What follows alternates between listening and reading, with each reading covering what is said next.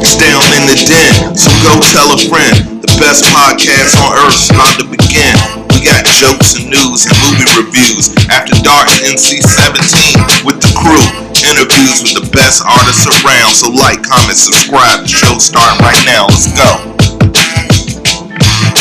Like, comment, subscribe. The show's starting right now.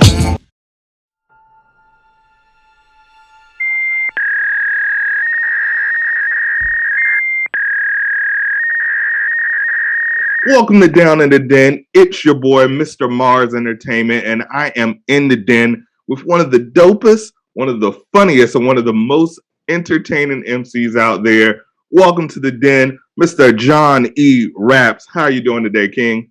What's up, man? How you doing, Marz? Man, another day in paradise. I want to say thank you so much for joining me, man. I love your style. I love your swag, so I was very excited to have you here, man. Oh, thank you. Thank you. That means a lot. I'm really excited to be here too. Yes, sir. So absolutely. So it's a tradition here. I'm a huge nerd. I grew up in the 90s watching every X-Men cartoon, going to every single Marvel movie, going to every single DC movie. So it's become an obsession to me. So in the tradition here, I always say every hero, every villain has an origin story, something that triggered, that turned them into what they are today. So, was it a radioactive bug bite? What was it? What's John E. Raps, radioactive rapping bug? What was your origin story? What turned you into the hero you are today? Well, I mean, it's a pretty good story because I was a stage actor. Did regional theater in Philadelphia for like 10 years before I moved to Brooklyn at the end of 2016. And I had like a really rough transition. I moved out there with a partner, and it just didn't work out. So I found myself out on my ass. I was like, went from living in a condo in Bushwick with my partner to living with 4 other strangers in their early 20s in Bed-Stuy. I'm like in my 30s, and, with no lock on my door or anything. And those guys didn't like me for some reason. So I was just like, I never wanted to be home. I was so depressed. I felt so fucked up. So like and I was out of a job. Right. Or I just started like a part-time job before I met my producer, Rob. But I was basically like spending my days walking around Brooklyn, like just hitting up dive bars and getting drunk and writing rhymes. Like I was just walking around writing rhymes in my head and trying to get drunk as cheap as humanly possible. And I went to this dive bar and there was me at one end of the bar. And then there was another guy at the other end of the bar. And the bartender was just walking back and forth, kind of like, having individual conversations with both of us. And then this dude, like this weird dude in a suit, came in and like plopped down in between of us, and he set this device up on the counter in front of him, on the bar counter, and it had like all these like readings on it and shit. And I was just gonna let it go, but then he started like interjecting into our conversations and stuff. He started interjecting into my conversations with the bartender and like commenting on the other guy's conversations with the bartender. And so I was just like, okay, this guy's being annoying. So he's kind of asking for it. So I was like, like, I wasn't going to say anything, but what is that? Like, what do you have there? And he's like, well, if you must know, I'm a ghost hunter. And I was like, here we go. Time for some comedy. And I just roasted this guy. He was like, I felt a little bad for him because he was like probably somewhat on the spectrum or something. But he was like, aren't we all? He was trying to get, we are. I think we all are now. We have Facebook and Instagram to thank for that. Exactly. So, but well, speaking of which, isn't that a topic for today? Very interesting. But yeah, so I'm talking to the ghost hunter. He's trying to get me to go to his ghost hunt that night and stuff. And I'm kind of like, I'm egging him on. I'm asking him like sometimes serious questions, sometimes like really obviously stupid questions. Like I asked him one time, like if it was like, like when the Ghostbusters, when they cross the streams, is that real? And he's like, no, it's a fucking movie. It's so I was like getting him going. And then like people were like coming in from the hockey game at the Barclays, and so like people were just like kind of starting to like listen in, and it was like a little bit of like a show, me roasting this guy, and eventually he left, and then the guy that was on the other side of the bar came over and started talking to me. He's like, "Yo, man, like you're hilarious. What's your story?" You know, that kind of thing, and we got to talk about how I act, and you know how I wanted to get into voiceover, and he was like, "I got a studio. I can, you know, help you record your voiceover demo." And I was like, wait a minute, black guy in Brooklyn with a studio. Do you do beats or anything like that? And he's like, yeah, that's really what I do. And I was like, all right, can I come? And then, you know, I went to the studio that night, and basically it was $50 an hour. And I got blackout drunk recording and woke up the next day, and I was like, fuck, because I was like, broke. So I was like, how much do I owe you? And he was like, well, you know, we recorded all night long, but you know, I can, you know, cut it in half for you if you record to this beat right now. And so we did another song, and then I've just been like, you know, I've just been recording with Cortex ever since. So that's like the story of how I met my producer and how I like officially became Johnny Raps. I always wanted to be a rapper, but I never had the outlet. And you know, Rob, aka Cortex, kind of made that, you know, possible for me. He's invested a lot in me, a lot of time and resources and stuff like that, and he's really what's made it possible.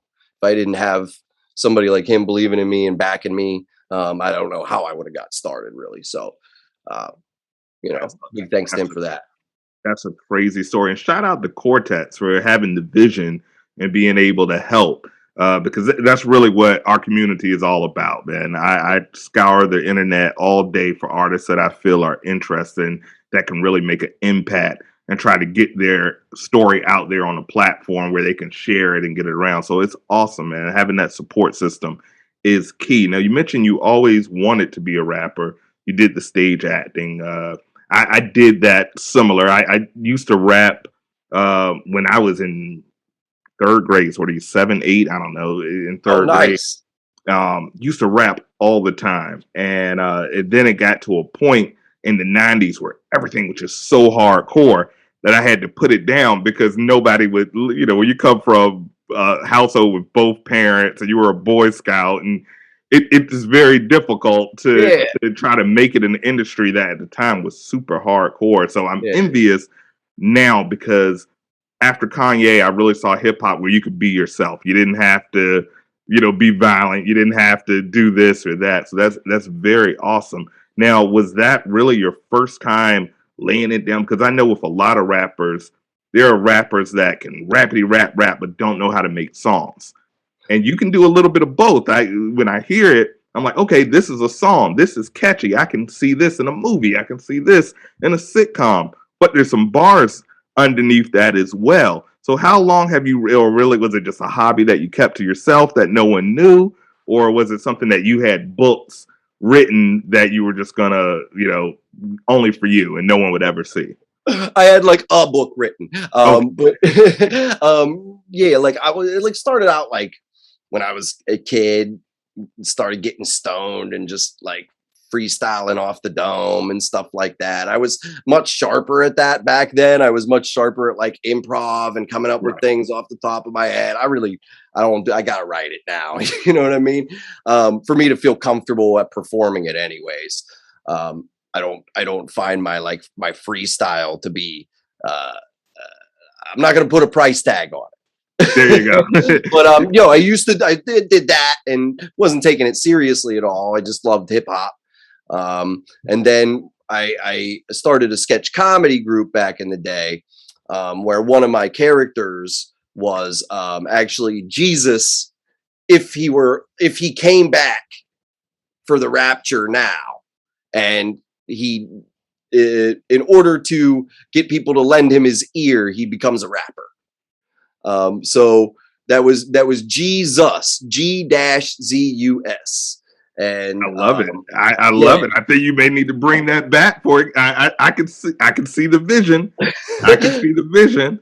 Yeah, well, that's what we started out with, kind of. We started out with Jesus, and we did a couple. like hardcore Jesus songs, and Jesus is like also like more like gangsterish and stuff because it's a caricature. It's not Right. me.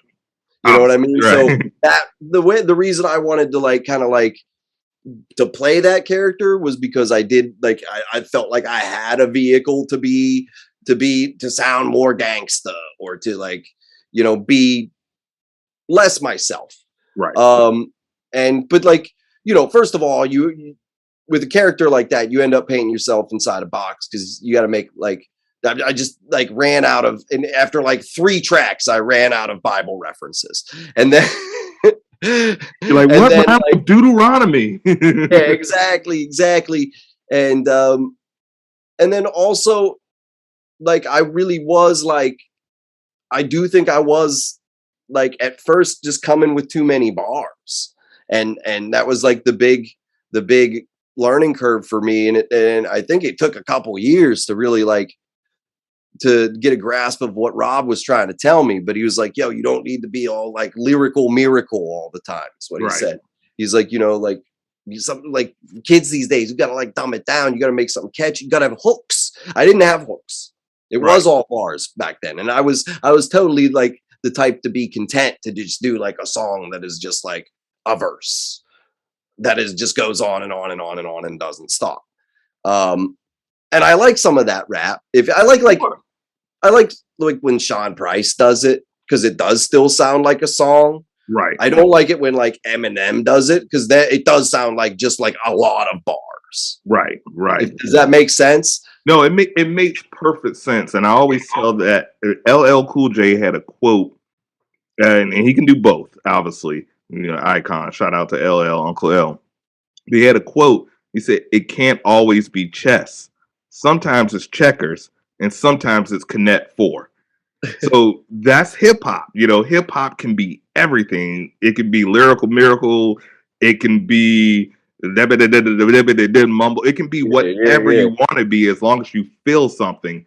That's the key. So Yeah. absolutely, it makes perfect And sense. that was the tough part is to get my point to the part where I was filling it with the hooks and filling it with trying to be catchy because I always thought of myself as like underground.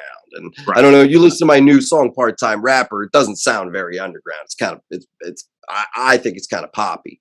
But that said, I'm feeling it because it's coming from an honest place. Right.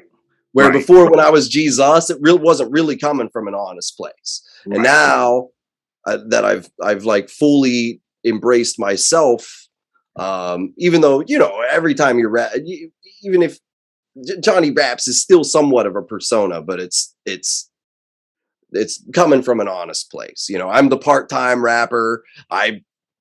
This is my work clothes until I fucking make it and I'm not at my full-time job anymore. This is what I'm gonna wear when I rap. I'm gonna go up on stage after work with my fucking work clothes on. But that sets you apart, and that's key. Being authentic, regardless of what it is what ultimately is going to make you successful. And I can see that in your music. It's totally authentic. I even though, of course, hip hop is braggadocious, and hip hop is a very fake it till you make it. How many rappers you hear talk about their Bentleys and the girls, and then you ask them for the studio time, and they're like, "Hey, brother, let me borrow." I'm like, "What happened to the Bentley? Why do we have a studio here?" Sometimes we'll have artists come and record in the studio, and I'm very reasonable, and the same thing. They'll say, "Hey, man, can I get a cut? A discount? No problem." And then they get on the mic and they get in the booth and they're like, "I just dropped $1 million." I'm like, "I'm only charging 100, bro. Can I get 100 off of that $1 million? What?" So it's a very hip hop is all about that. So yeah, it's so based on so much of it seems to be based on image. Yes, in a way. That's music industry, period. Hip hop, of course, but artists like yourself are definitely breaking down that wall, and it's been a constant shift where people just want to hear what you have. Now, speaking of what you have, you've put a lot of content out since last year. You've released 2 EPs. You have your Quarantine Rhyme King, which is dope, and then you have D. John Smith, and then as you mentioned, You just dropped the single Part-Time Rapper, and the music video is awesome. It's very autobiographical, but it's very fun. And it's something that I feel sometimes is missing in hip hop. Sometimes it's too serious. Have you felt that the isolation, I'm hearing this with a lot of artists, the isolation of the pandemic, has it increased your creativity? Have you felt without all of the distractions of being able to go out? Because there was a solid 18 months where we couldn't do shit. Did Mm-hmm. you, did you find that it helped increase your creativity, or did you find not being able to go out hindered your creativity? I don't think it did. I don't think it went as shifted either way, really. Because my creativity, I mean, there's the forced creativity that where I force myself now to write every day on the train when I go to work. That's my writing time, like my main writing time.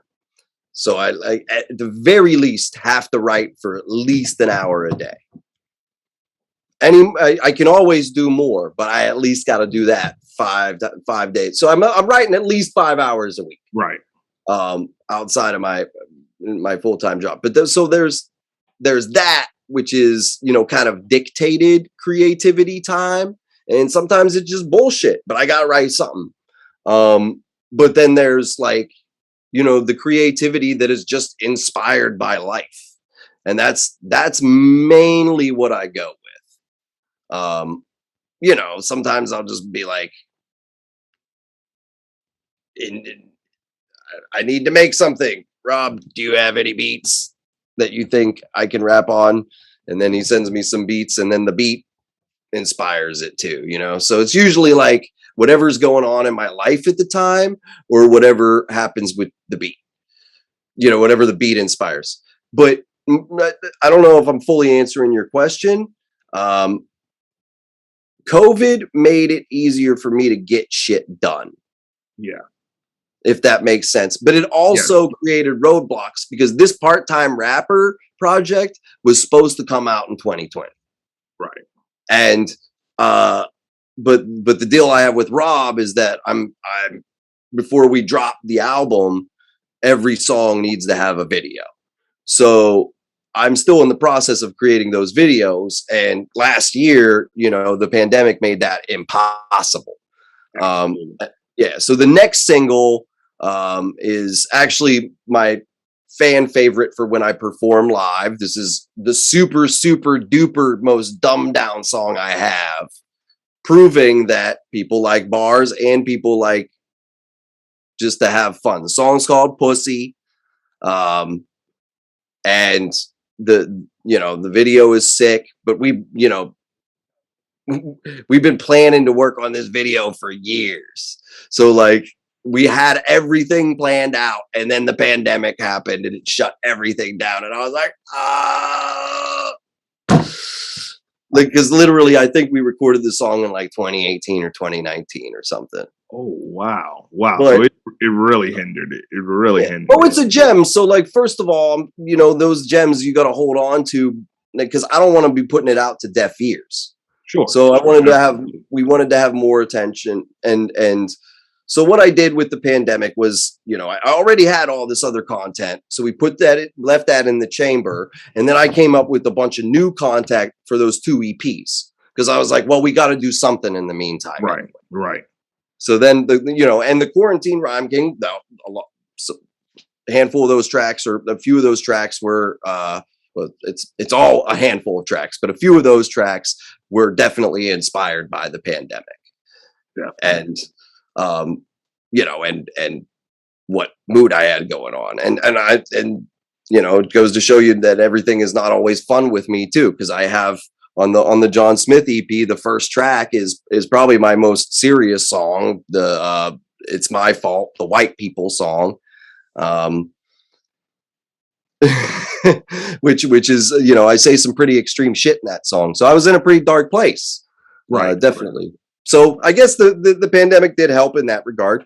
Yeah, and I think it's give and take with the pandemic. I know even with my media company, it's something that I wanted to do for a long time, and I started my very first episode December 31st, 2019. not knowing that in 24 hours the world was about to flip upside down.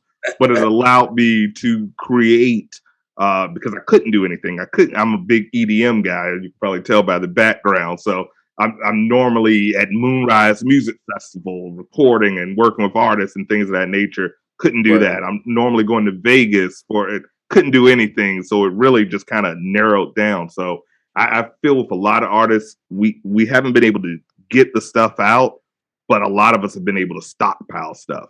So it's definitely a gift and a curse. Now, do you work with the same team on all your music videos, or do you work with different people, or is it just the same team? Well, the first couple videos I put out, like I put out a video for my first single that I put out in 2018 called Mousetrap USA. That's another song with a message. It's about, gun violence and gun control, right, basically. That video was the second video that I did, but the first video that I put together all by myself and like got people involved. And so I worked with a specific director on that one, who was a college buddy of mine, a really good friend. But basically, like, that's what he does. I mean, the video turned out really good, but that's what he does for a living. Right. So it's like it was kind of hard to nail him down because he was all like going around working on projects all over the place. So basically, in 2014, I started working on an independent film called Shithead, and I played the lead in that movie.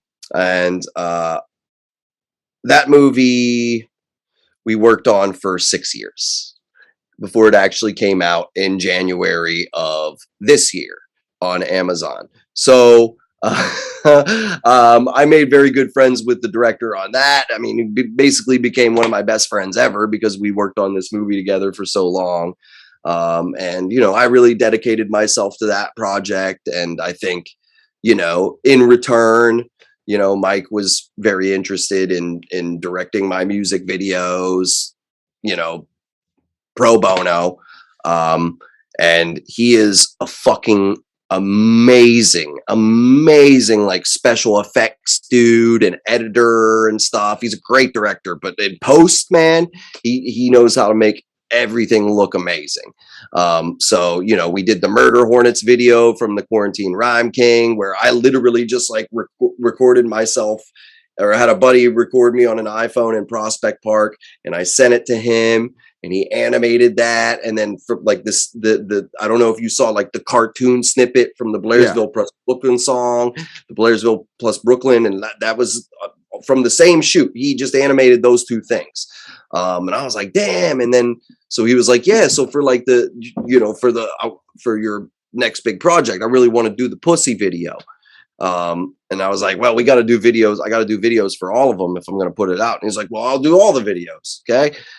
So he came down in, I think it was, I want to say February, March. He came down and he flew in from LA for a weekend, and we booked out a studio for 5 hours. So we shot there, and we shot in a bunch of other locations, and we got 3 solid videos out of just that one weekend. Then in May, I hired another director who is running my old sketch group in Philadelphia, the one I told you about, where I did Jesus. So I had him direct it, and then Mike edit it and post, so it had the same aesthetic. Right. But this was one where Mike was like, just do like same old thing, just like, just shoot it and send it to me, and I'll animate it. And I was like, wait, with this video, this is like the title, like the project itself, the album itself is called Part-Time Rap. Right. So this is the title track. This is the whole like track. Yeah, this is the concept. This is setting it all up for everybody. So I really want to shoot on location with this and stuff. So, I hired Kurt from High Drama and Kurt Reedy, And the dudes, the goofy dudes that you saw in the video are my boys from the old sketch comedy group. DC Fisher is the head writer, and Jason Singer is the crazy animated redheaded guy. And yeah, so it was great to like pull them in. And I just from being an artist my entire life, I have people over here that can do this and people over there that can do that, and it's so much fun to like bring them all together in different ways.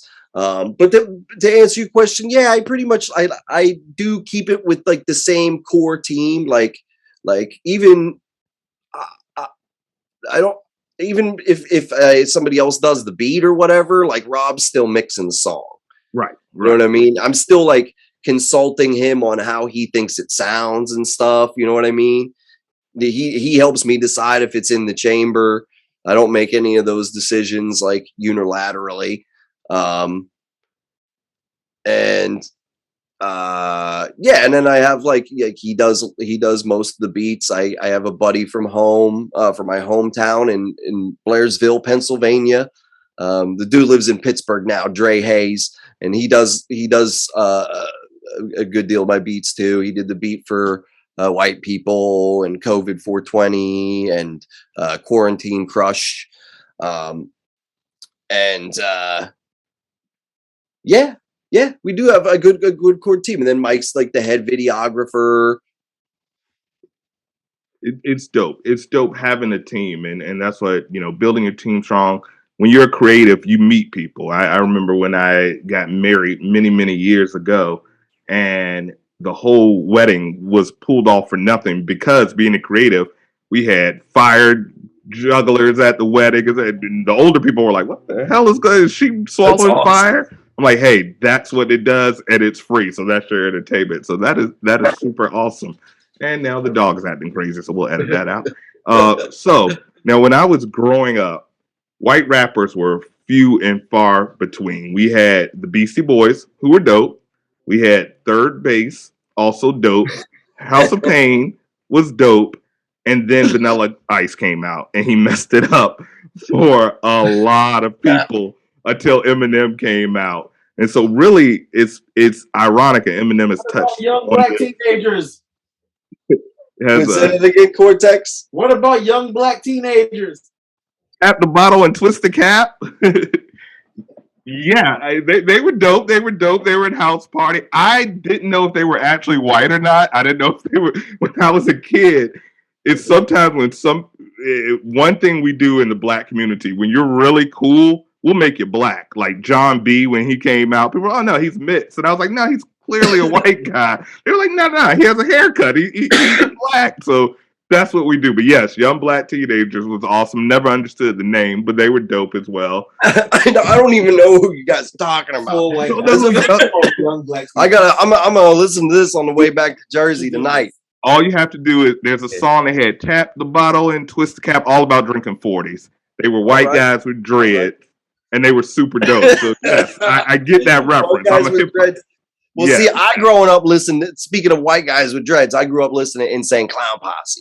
Oh, ICP, yes. ICP is hilarious. I'm a big wrestling fan as well, so wasn't the biggest ICP music fan, but I love what they did with the backyard wrestling. It was awesome. So I was like, yeah, it fits perfectly. But in hip hop, it's one of the places where being white is not an advantage. Do you find it harder as an MC saying, "Hey, don't worry about this. I'm just giving you guys dope content"? Or do you look at it and say, "Hey, you know what? I'm going to take this challenge on making you respect me because I'm in a button up. I've got my glasses on. You don't know the dopeness that is about to come out." Do you look at that as an advantage, or is it still a disadvantage? Because even Eminem said, "Hey, it's a disadvantage for me."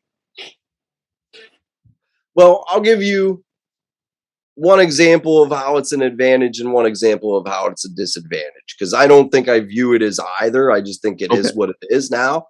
I think maybe, yeah, I don't know, maybe more of an advantage now that I've fully embraced it and am using that to my advantage. Because basically, like before the pandemic, my ex brought her niece to one of my shows. You know, young, 21-year-old black woman, and she was like, "Yo, like all of those dudes were nice, but you were different." So she was like, "I would just keep riding the Little Dicky vibes." Yeah. And I was like, okay, basically, but I'm gonna do my own version of that. I don't want to be the next Little Dicky. I don't think our sound is the same, but I see how I can fall in that category. I can see the energy. I can definitely, and it's the same thing with artists like Tyler the Creator, or any of those artists that have that comic side to them, but are actually bringing real fire when it comes to the music. So I think that's definitely an advantage. I think it's an advantage because you have the freedom to be whatever you want to be when you don't have those preconceived notions in front of you. So I always thought, hey, it's an advantage because you can do whatever you want to do. So here's where it was a disadvantage. Okay. I did a promo with Busta Rhymes. I don't know if you saw it on my page. I did a promo with Busta Rhymes. I did. I heard that he was listening. Listen to my song Double Burger, which is like, as far as any of my friends that have listened to my shit are concerned, that's like, up until Part-Time Rapper came out, that was everybody's favorite. Okay. Including my fiance's 18-year-old sister. So I'm always taking like stock in what the kids are saying, maybe too much. But so that's the song that I sent to Busta for him to do a video shout out with. So he starts the song, he's like, he introduces it, and he already looks befuddled. He's like, Double Burger. I guess we're gonna have to see what Double Burger is all about. And he presses play, he listens to it until like he gets like up to the first chorus, and then he comes in and cuts it out. And have you heard the song? Yes. So the chorus is Double Burger, best white rapper that you never heard of. The song is about me being an unknown white rapper. Right. And he looks at the camera and he's like, I can't relate.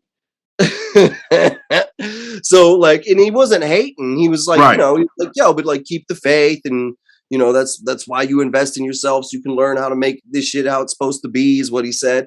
And like at first I was like, damn, like Busta doesn't like my song. But then I watched it again and I was like, this is honest, and I love him because he's not bought. You know what I mean? Like everybody says like these celebrities are bought, and like, I paid for that. He could have easily just like said some nice shit. This is the hot shit. Right. You know what I mean? But anyways, to stay on topic, that is where it was kind of a disadvantage because, Bus wasn't feeling it, or he didn't get it.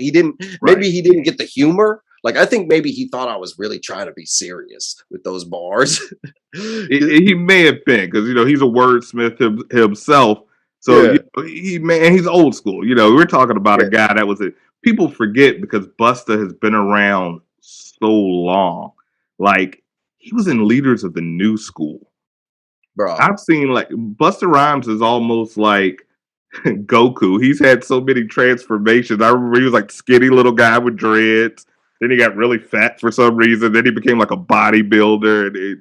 So he's been in the industry for a long time, which when you're in the industry in a long time, you can get locked in. You can get, and that's why you'll see a lot of rappers from the golden era. I consider 90s hip hop the golden era. They're not making it today. Very few, because they're locked in. Gotta have that boom bap. I gotta have this. And like you said, you gotta be in touch with the kids, because the kids aren't listening to that stuff at all. They'll listen to the it's kind of how I was when my brother introduced me to Curtis Blow. When I was a young kid, I'm like, what is he talking about? He's just like, I went to the 80s rap kind of sucked when you think about it. Like, it literally was like they rapped about, I only go back but so far, man. And I do like 1988, 89. Yeah, I can give you a playlist. I can definitely give you a playlist if you want. I'm a hip hop historian, but when you look at some, of course, people like Rakim, KRS-One, they're timeless. But a lot of the artists is literally like, I got some water and talked to my daughter, and you're like, oh, that's it. That's all you got. Bars, man. That's all you got. So absolutely. So Are you ready to have a little fun? We've been having fun, but are you ready to have some more fun? So yeah, let's go for it. We always play a couple of games before you get your official Den Mate stamp. The Den Mate stamp comes with a lifelong full of promo. You're in the gang. We'll rock with you forever, but you got to earn it. So we have two games for you. Let's earn it. Okay. It's hard to earn. The first one is called Musical Mount Rushmore. I came up with this one day. I smoked the J and I came up with an idea. The aliens have just come to your door. They say, John E. raps. For some reason, we're really into mountains and we're really into music. So we need you to give us 4 artists that are going to go on your musical Mount Rushmore. They can be from any genre. They can be alive or dead. Nice, but if these artists suck, we're blowing up the world. So it's on you. John E. raps. Who goes on your musical Mount Rushmore? My musical Mount Rushmore. Okay. I'm just going to go in. I got Sean Price. First of all, wait, how many presidents are in Rushmore? 4 on music. 4 of 4 them? on Mount Okay, yeah. Rushmore. So I'm going to say Sean Price. I'm going to say Prince. I think the planet's safe. For Prince alone, I think the planet's safe. Let's go. Fuck. I'm gonna say. Let me get David Bowie up there. Okay. Yeah, I'm gonna get David Bowie up there. No, I'm gonna take him back down. I'm gonna put Bob Marley. Okay. All right. Now we're talking. I'm putting up Bob Marley, and I'll put Jim Morrison. Damn, we're safe. John, you fuck him. Take him down. Jerry Garcia. Garcia. Hell yeah. So it's Sean Price. I know he's very random considering all the rest. He's not. If you're a hip hop historian like me, you know what Sean Price. He's the lyricist. Right. I think he's hip hop to the core. Exactly. So we got Sean Price. We got Prince. We got Jerry. And then who else did I say? Bob Marley. Morrison and Bob Marley. Yeah. First time I was tripping, I listened to Bob Marley. It's cool. Perfect. So we're safe. You saved the world. Bob Marley and Prince alone saved the world. Mentioning David Bowie, he's so underrated. He's one of my favorite artists. I love Ziggy. So absolutely, we're safe. We are safe. I'm sorry to other artists that got bumped. Hey. I don't think they would be mad when Bob Marley's on the list. I think you have to bow down and humbly accept that L. So it's no problem with that. So now it's the second game. This game is called That, This, or Plead the Fifth. We're going to give you some spicy options. And you can pick that, you can pick this. But if you say, you know what, I'm not putting myself out there, I'm going to go ahead and plead the fifth. So are you ready? Tyler the Creator or Chance the Rapper? And the first one is that? Yeah. So the first I'm gonna go with that, Chance the Rapper. All right. Or no, I mean Tyler the Creator. Tyler the Creator. Okay. Ye or Drake? Yay. World peace or $10 billion in your account tomorrow morning? And you can keep it real. Most people I'll plead the fifth on that one. I'll plead the fifth on that one. Because I'm high on my ethics and morals and shit, but damn. Look, 10 billion, I could save a lot of people, you know what I mean? Yeah, I'll change the world. Fuck that, man. Give me the 10 billion. Yeah, man. I'll make world peace. Yeah, I only need 1 billion for myself. The other 9 I can donate, make world peace. You know, like Jay said, I can't help the poor if I'm one of them. So hey, absolutely. Now, Eminem or MGK? Oh, Eminem. Easy one. Performing. I don't know not one Machine Gun Kelly song, lyric. You will be surprised. The younger generation, I've had 3 interviews. I posed that question and they said MGK, and I wanted to cut my recorder off, but I couldn't because I'd already. I don't even know anything that's ever come out of his mouth. I think the best thing that's come out of his mouth is Megan Fox. That's probably the best thing. See what I did there. All right. So performing or creating? Performing. You win. You got it. Perfect. Perfect That's score. it? Perfect score. That's it. You got it. Which means you get your official Den Mate stamp, gang gang, which means you are affiliated for life, whether you want to or not. We'll always promote your stuff. You always have a home here. Welcome to the team. So the floor is yours. You've earned it. This has been a fun interview. You've enlightened. Your stories are awesome. I think you're a super talent. Let the Den Mates know what you got going on, where they can find you. The floor is yours. All right, Marz. Well, first, I just want to thank you for having me. It really means a lot. I really appreciate that. Yeah, my name is John E. Raps. That's John E. Raps. If you want to like type it in the search bar, or you can find me on pretty much all social at John JOHNERAPS. John E. Raps. And we'll put it all on the screen when we go in the post. You'll see it all over there. It'll be over my head and everywhere. It's just the dashes are important, or Little John's gonna come up or something. I'm not popular. I'm not gonna populate. Right. Not yet. And you want Little John, because Little John and Johnny Raps are not the same. That's the vibe you're going for. Yeah. But the name is John E. Raps. I'm with Holland Jungle Productions, and we got a lot dropping this year. I just dropped Part-Time Rapper single, and as part of the Part-Time Rapper project, we got a couple more singles coming. We got fucking 8 videos, and and then the first LP, the first Johnny Raps LP, coming out this year. And check out my boy Johnny on my bag already. I said next is pussy. Hey, one of my favorite topics, absolutely. So you guys check out Johnny Raps. He's also going to be featured on the DITD playlist on Marz Entertainment. So guys, check on the site, DITD Radio. We put some of the best artists up there. So I've already added a few tracks. So if you're checking out DITD Radio, please check him out.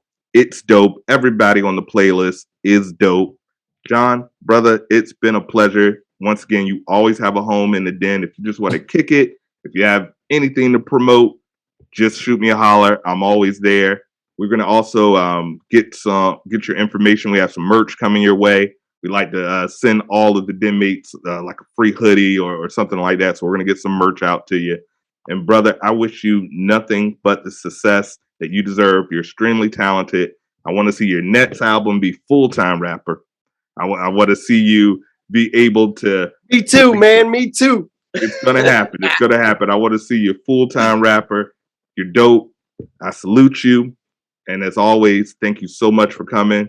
Den Mates, this has been another stellar episode. Please check out my boy John E Raps everywhere on social media. Stream his music. I don't know if people buy CDs anymore. I know I haven't, but stream. I don't even fucking print CDs. Not yet.